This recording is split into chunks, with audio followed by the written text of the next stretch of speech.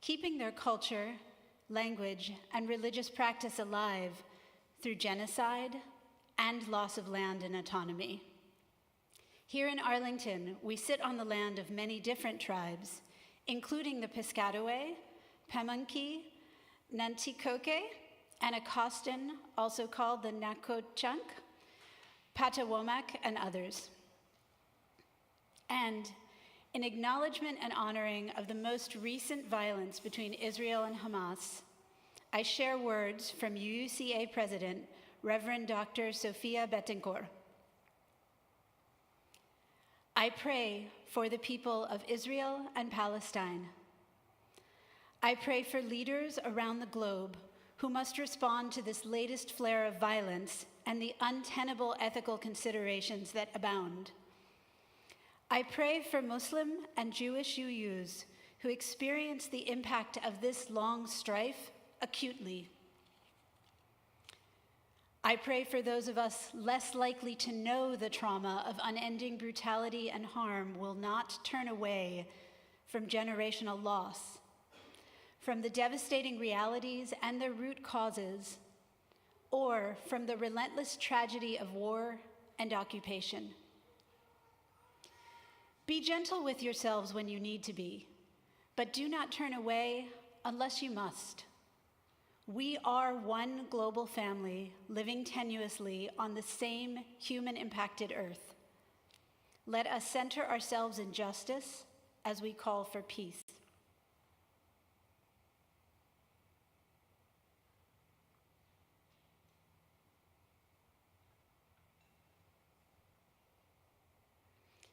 And now, as we light our chalice, I invite you to join me in reading the words from your order of service. We gather together as a community of memory and hope to celebrate life and its infinite possibilities for love. We light this chalice as a symbol of the light within every human heart.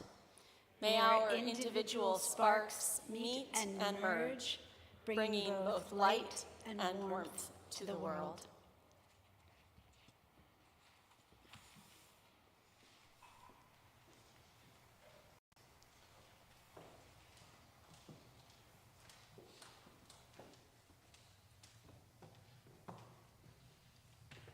We invite you now to rise in body or spirit for our opening hymn. It cannot be found in any hymnal, but it can be found in about 45 places in your order of service. And in case you need any additional support beyond our voices, the junior choir in their rehearsal this morning got to learn this song. So listen for the smallest voice inside or next to you.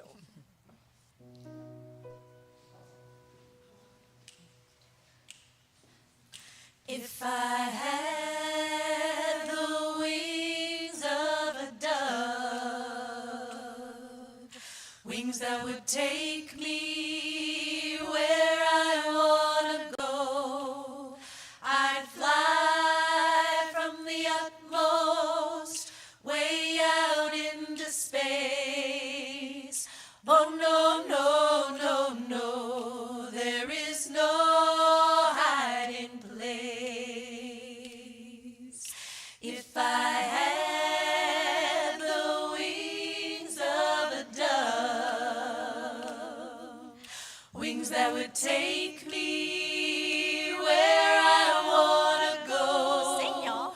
I'd fly from the utmost way out into space. Oh no, no, no, no, there is no hiding place. If I had the wings of a dove, wings that would take me where I want to go, I'd fly from the utmost way out into space. Oh no, no, no, no, there is no hiding place. If I had the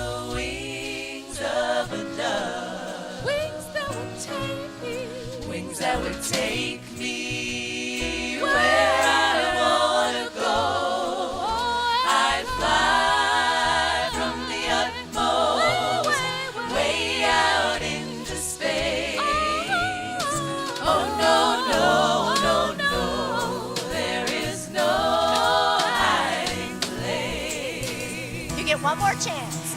If I had the wings of a dove, I'd have wings that would take me where I want to go.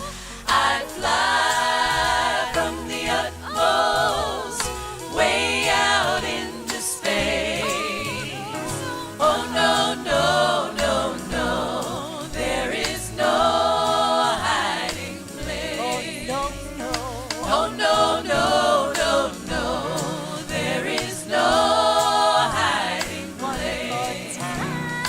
Oh no, no, no, no, there is no hiding place.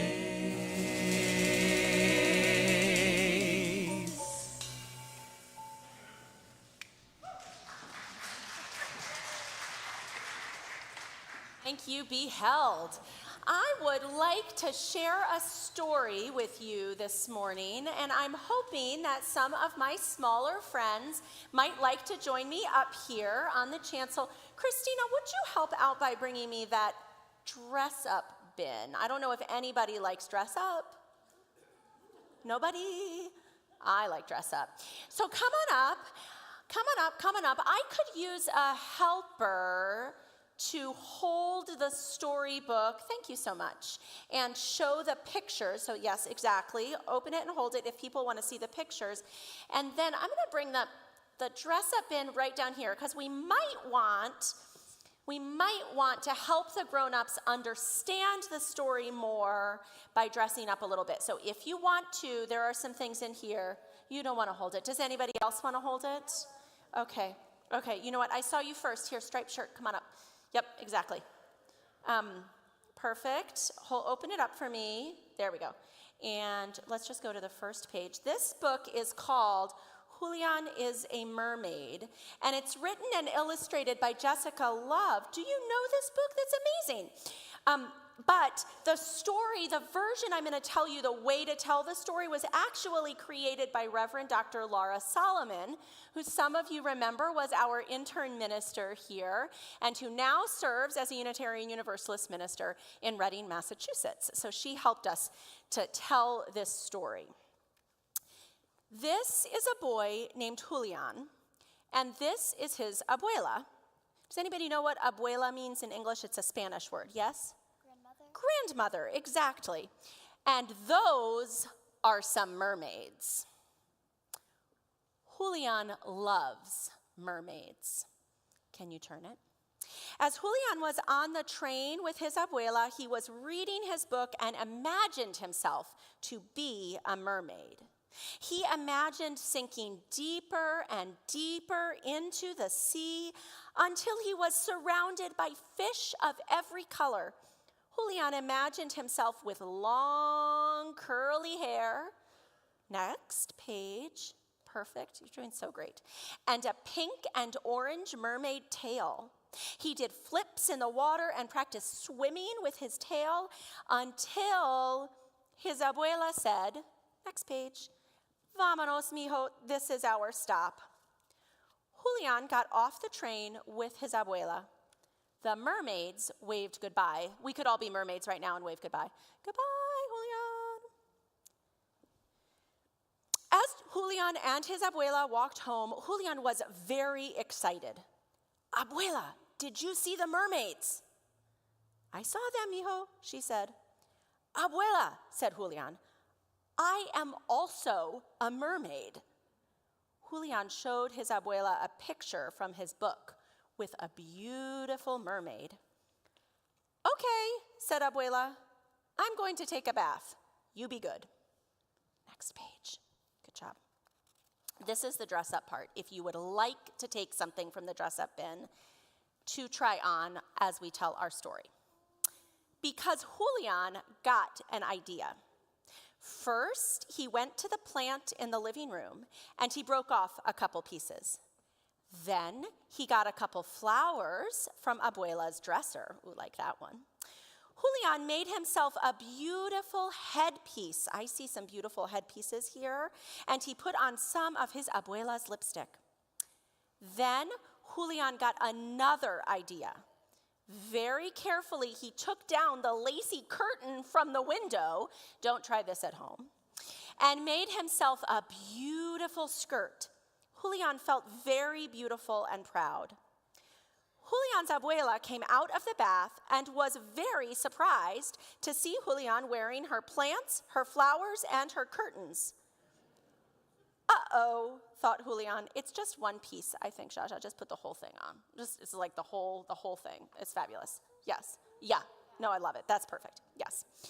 Uh-oh, thought Julian. Julian was worried his abuela would not like that he was dressed like a mermaid. He wondered whether he should take off his skirt and his flower hat. What do you think is going to happen? What do you think abuela will say?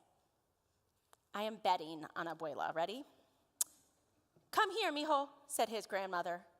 She had a beautiful pink necklace for him that completed his mermaid outfit perfectly. For me, abuela? He asked. For you, Julian. Julian and his abuela left. I think we're a few ahead. I forgot to keep. Yeah, there. See, those are the curtains, make the skirt very fancy. The plant, which is now Julian's headdress. Here we go. This is perfect. Yeah, exactly like that. Yes. Julian and his abuela left the house together. Julian felt very happy in his mermaid clothes. Where are we going? He asked his abuela. You'll see, she said. Then Julian saw them. Turn the page, next one. Mermaids, he whispered. There were lots and lots of people dressed beautifully in ways that made Julian feel just right. Julian saw a whole parade of mermaids. Like you, mijo, said abuela. Let's join them.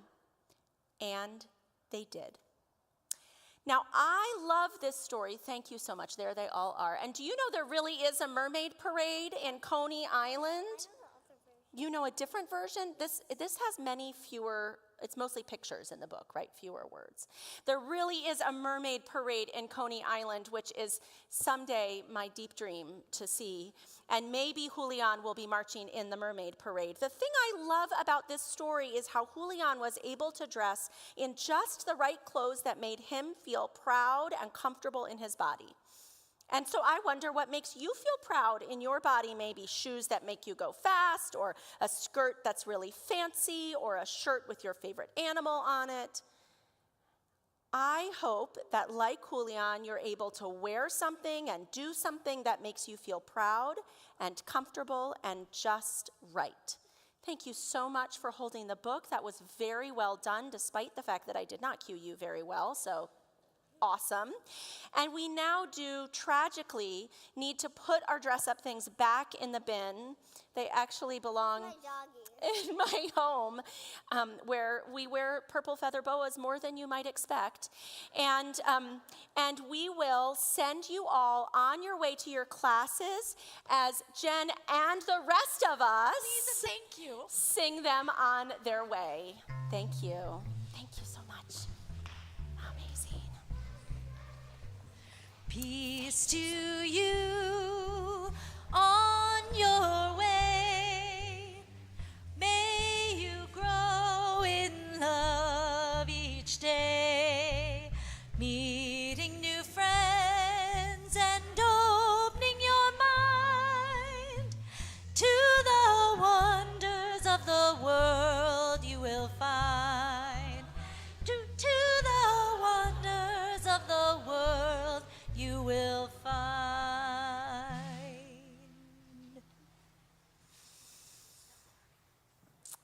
I want to invite you, friends, now into our time of centering our bodies, our minds, and our hearts. As Christina shared our words for the candle of compassion this morning, I felt aware of all the pain in the world, all of the violence, grief, the loss we may hold in our own hearts and be carrying with us. And so I want to invite you in this time to allow that in. Take a breath with me. As you feel comfortable, close your eyes or soften your gaze. As you are safe to do so, allow your heart to soften, to hold the pain of the world. Spirit of life and love, our hearts are sometimes heavy, filled with anger or fear, worry and sadness. Help us to know that just as we hold these in our heart, our hearts are held by this community. That here we may come with all of us. Every part is welcome. Every broken piece, every broken heart.